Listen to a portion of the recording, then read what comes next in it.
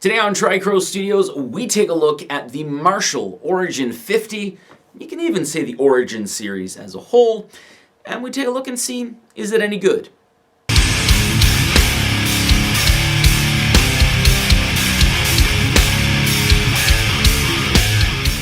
Now we are going to look at a few things here, including the versatility of this amp and kind of how it'll take some overdrive pedals and stuff like that. But there's some very, very, very important things that I want to get out of the way first. 3 very important things that you need to know before you actually think about purchasing this amp. Number 1, do not buy this amp if you are playing in your bedroom.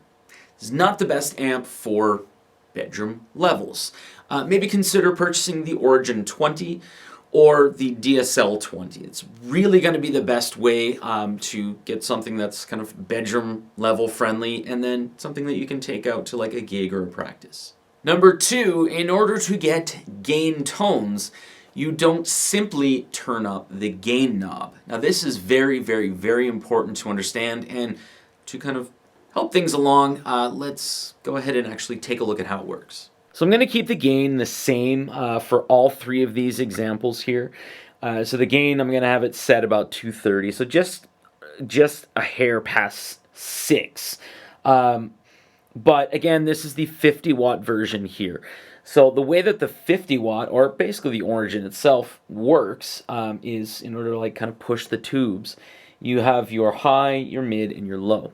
So what most people will do is they'll get the big old dinger and make sure that they get the 50 watt version, especially if they're using it for bedroom levels, and they will put the gain up to whatever, again 230 or 6, and they'll have it on the high setting because the high setting is about 50 watts. And then they'll set their volume to what they can actually kind of tolerate. And I have this quite loud because I have it in a separate room. So this is kind of without peaking, is on the master. So let's take a listen.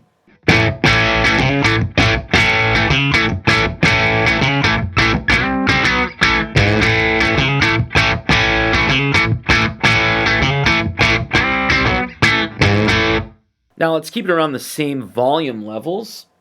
Put it on the mid setting. And we can now bring it to about 130 here. I guess you'd say it's probably about 1 o'clock. Let's hear what that sounds like.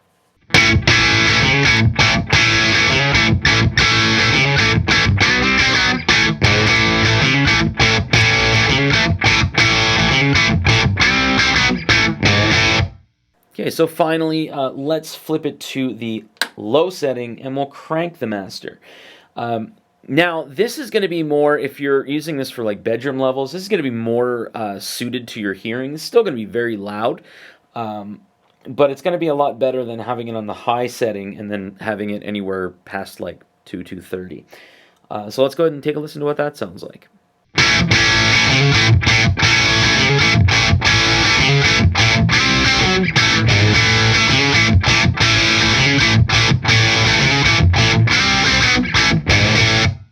So there you go. It's not just a matter of turning up the gain knob like a lot of other amps. This DSL 20 is going to be different because you can turn up the gain and it kind of reacts like a more modern amp. This is more kind of pushing the tubes with higher volumes.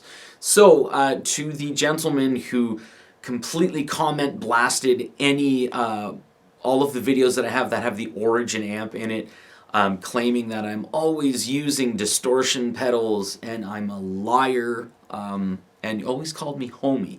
I prefer homeboy, sir. It's just a matter of maybe you just bought the amp and you haven't gone through that discovery phase. A lot of people make the mistake of getting the 50 watt version over the 20 watt version because you get the big old dingers, even though it's not that much of a price difference. And they'll bring it home, they'll put it on the high setting, and they'll just turn the gain knob up and think, you know what, there's no gain on this amp.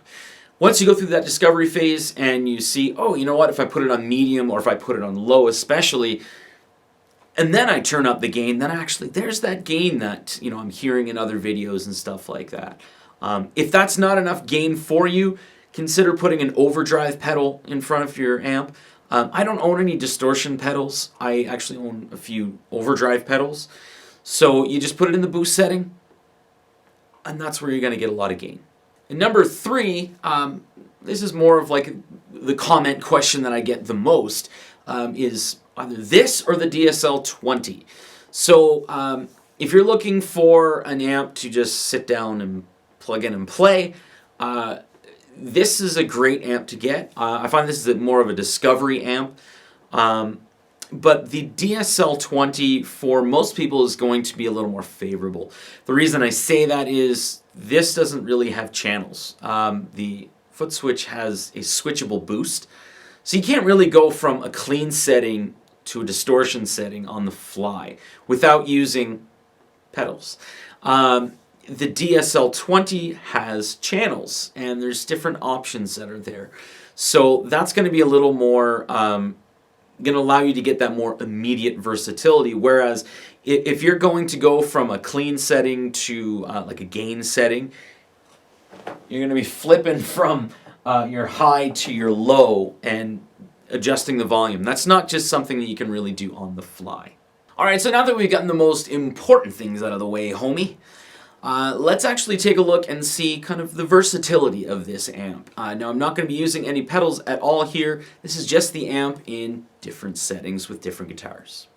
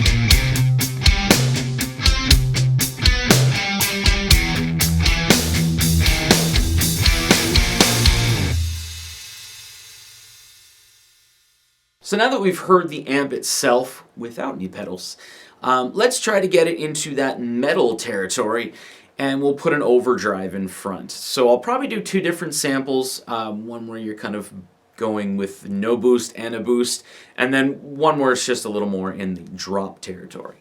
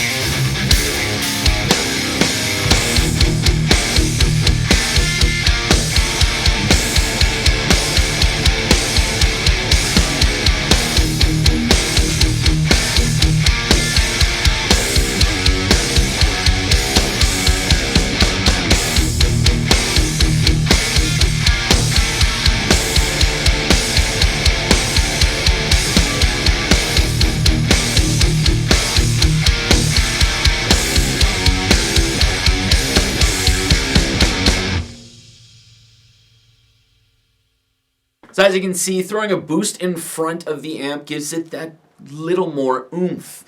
And using it not in a high gain setting will actually increase the versatility a little more, because you can kind of get more, I hate to say Stevie Ray Vaughan type tones, but you can get more Stevie Ray Vaughan type tones with the gain dialed back, especially I find on the medium or the high setting. But I use the Origin in a studio type setting.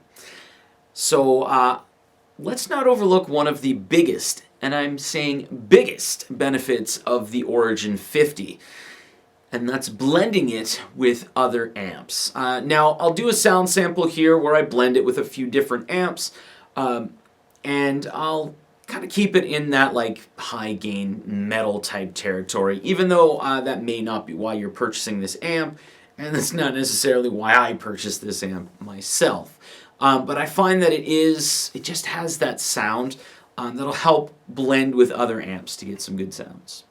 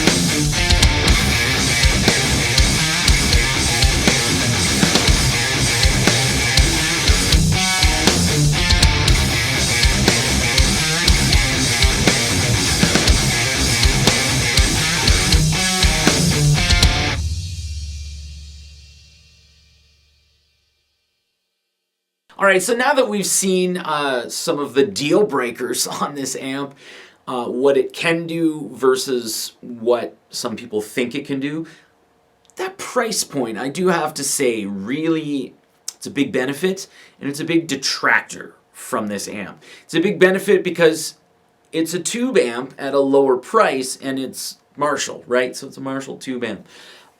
So when you're buying it, before you have it, you kind of have all of these ideas on how you're going to use this amp. But when you get it home and you actually see how it works, it kind of has to change your thinking on how you can use it. So price point, benefit, also a detractor. We also taken a look at the versatility of the amp with different guitars and different settings. And we've looked at what it can do like with a boost and stuff like that for metal territory, and how you can blend this amp. I do have to kind of give my final thoughts and everything on this amp. I do have to say I'm very, very happy that I bought it. I'm extremely happy that I bought it before the price really got boosted up because of all the crap going on. But I do have to say, depending on what you're looking for in an amp, if this is a main amp, I wouldn't say it's a good amp. Unless you constantly have that one sound, or you're making sure that you're using pedals in your sounds. But as like a backup amp, a secondary amp, or a studio tool like I use it, I think it's a phenomenal amp, especially at that price point. So depending on what you're using it for, yeah, it'll be a good amp for you, it'll be a great amp for you, and might be a benefit. Otherwise, it might suck for you. Later, homie.